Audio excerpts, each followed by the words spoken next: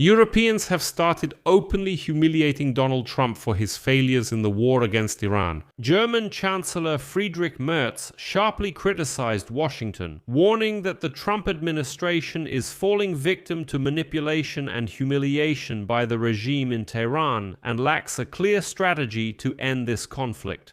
And it got to the point where Merz publicly stated, quote, "The Iranians are clearly stronger than expected. The Iranian leadership is humiliating an entire nation."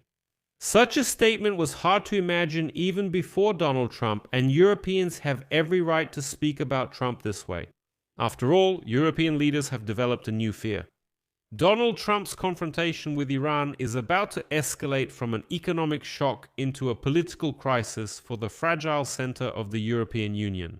With rising energy prices and slowing economic growth, the governments supporting the European Union, these Eurocentrists, are already preparing for a crisis they can hardly prevent because of Donald Trump's arrogance. What kind of crisis is this? Let's figure it out right now.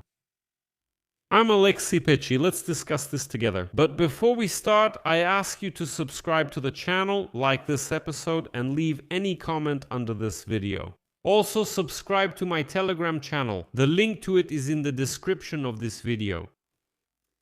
So today, on April 27th, something unprecedented happened for Euro-Atlantic relations. The Chancellor of Germany, Friedrich Merz, not only sharply criticized Washington for their failures in the war against Iran, but also directly stated that Iran is publicly humiliating the United States of America. And Trump, in this situation, is forced to endure this mockery since the US does not have a clear strategy for ending it. Merz stated that the US misjudged the Iranian regime and entered the war without a clear exit plan. And next is just a shocking quote from Merz verbatim. "The Iranians are clearly stronger than expected, and the Americans also clearly don't have a truly convincing strategy at the negotiations. The Iranian leadership is humiliating an entire nation." This statement became one of the harshest criticisms from Merz regarding the American-Israeli war with Iran. And at the beginning of the war, Merz was relatively supportive of the US efforts, stating that Germany shared the goal of regime change in Iran, despite doubts about the Trump administration's methods. However, as the conflict drags on, and the economic costs for Germany's already struggling economy rise amid the energy crisis, Merz is increasingly critical of the war and what he calls the lack of conditions, strategies for ending it. Another quote from Merz. "It's absolutely clear that the US entered this war without any strategy, and now the conflict could turn into a quagmire similar to the US wars in Afghanistan and Iraq." Merz's comments came after a chaotic weekend for American-Iranian diplomacy. US President Donald Trump suddenly canceled the planned trip of Special Envoy Steve Witkoff and his son-in-law Jared Kushner to Pakistan, refusing what was positioned as a potential boost for the fragile negotiations with Iran. Let me remind you, Trump even managed to say that everything had already been agreed upon. Iran had given up nuclear weapons.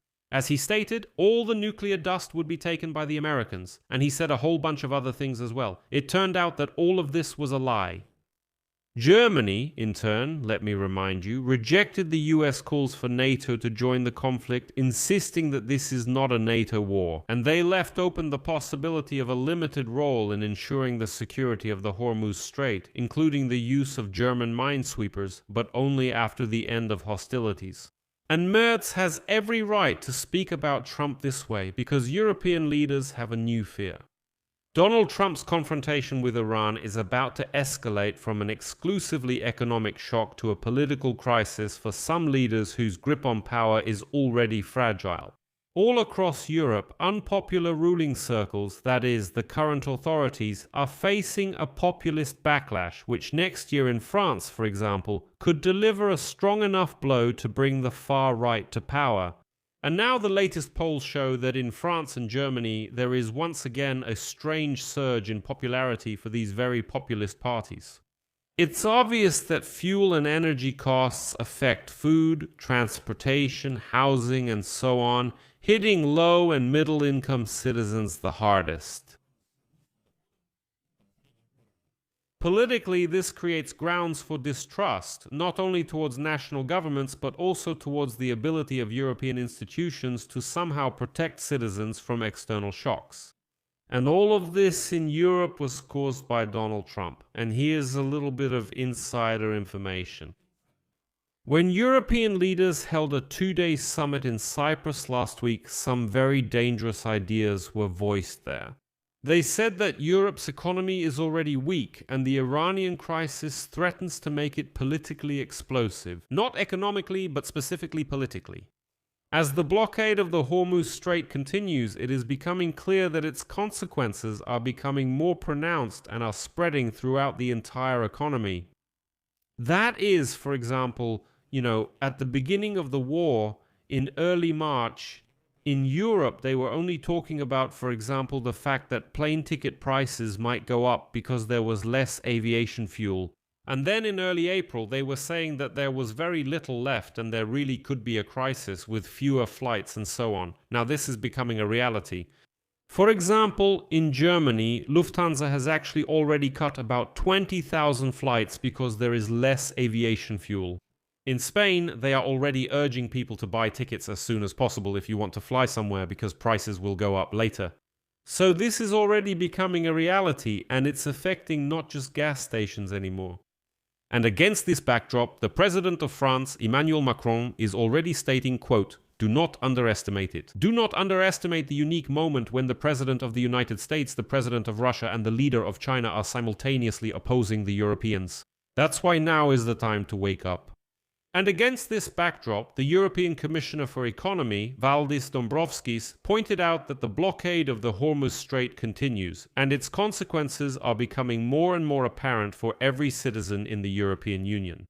And furthermore, he stated that the European Union's budgetary resources are now more limited than, for example, after COVID-19 and the first energy crisis triggered by Russia's full-scale invasion of Ukraine in 2022.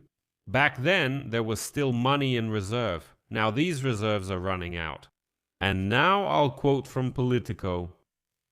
"The economic stagnation that has plagued Europe for a long time is turning into a much more serious problem.